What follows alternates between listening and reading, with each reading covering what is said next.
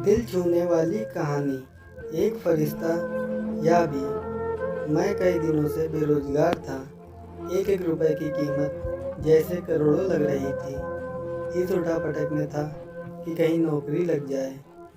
आज एक इंटरव्यू था, पर दूसरे शहर जाने के लिए जेब में सिर्फ 10 रुपए थे। मुझे कम से कम 200 रुपए की ज़रूरत थी। अपने इकलौते इंटरव्यू वाले कपड़े रात में धो, पड़ोसी की प्रेस मांग के तैयार कर पहन, अपने योग्यताओं की मोटी फाइल बगल में दबाकर 2 बिस्कुट खा के निकला। लिफ्ट ले, पैदल जैसे तैसे, तिलमिलाती धूप में तरबतर, बस इस उम्मीद से स्टैंड पर पहुंचा कि शायद कोई पहचान वाला मिल जाए, जिससे सहायता लेकर अपने इंटरव्यू के स्थान तक पहुंच सकूं। काफ़ी देर खड़े रहने के बाद भी कोई नहीं दिखा। मन में घबराहट और मायूसी थी। क्या करूँगा, अब कैसे पहुँचूँगा? पास के मंदिर पर जा पहुँचा। दर्शन कर सीढ़ियों पर बैठा था। मेरे पास में ही एक फ़कीर बैठा था। उसके कटोरे में मेरी जेब और बैंक अकाउंट से भी ज़्यादा पैसे पड़े थे। मेरी नज़रें और हालात समझ के बोला, कुछ मदद चाहिए क्या? मैं बनावटी मुस्कुराहट के साथ बोला, आप क्या मदद करोगे? चाहो तो मेरे पूरे पैसे रख लो। वो मुस्कुराता बोला।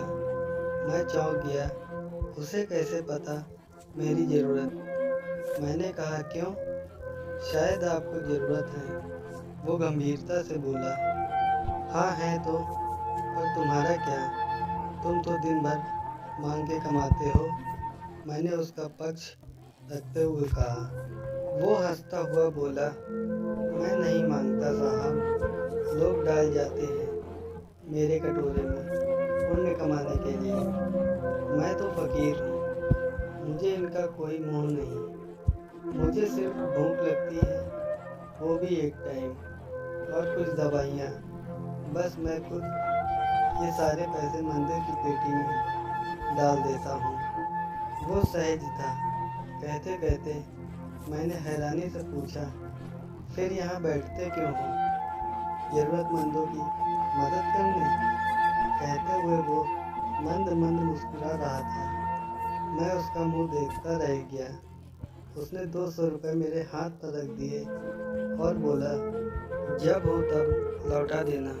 मैं उसका शुक्रिया जताता हुआ वहाँ से अपने गंतव्य तक पहुँचा। मेरा इंटरव्यू हुआ और सिलेक्शन भी। मैं खुशी खुशी वापस आया। सोचा उस फ़कीर को धन्यवाद दे दूँ।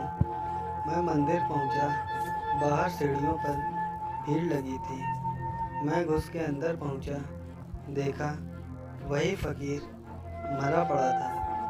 मैं भौचक्का रह गया। मैंने दूसरों से पूछा, यह कैसे हुआ?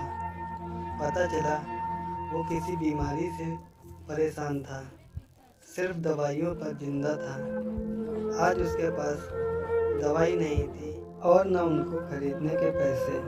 मैं अवाक सा उस फ़कीर को देख रहा था। अपनी दवाइयों के पैसे वो मुझे दे गया था, जिन पैसों पे उसकी ज़िंदगी का दरोमदार था। उन पैसों से मेरी ज़िंदगी बना दी थी। भीड़ में से कोई बोला, अच्छा हुआ मर गया। ये भिखारी भी साले बोझ होते हैं, कोई काम के नहीं। मेरी आंखें डबडबा आईं। वो भिखारी कहाँ था? वो तो मेरे लिए भगवान ही था। नेकी का फरिश्ता, मेरा भगवान। मित्रों, हम में से कोई नहीं जानता कि भगवान कौन है और कहाँ है। किसने देखा है भगवान को? बस इसी तरह मिल जाते हैं। अगर आपको ये कहानी अच्छी लगी हो, कृपया कमेंट करके बताएं।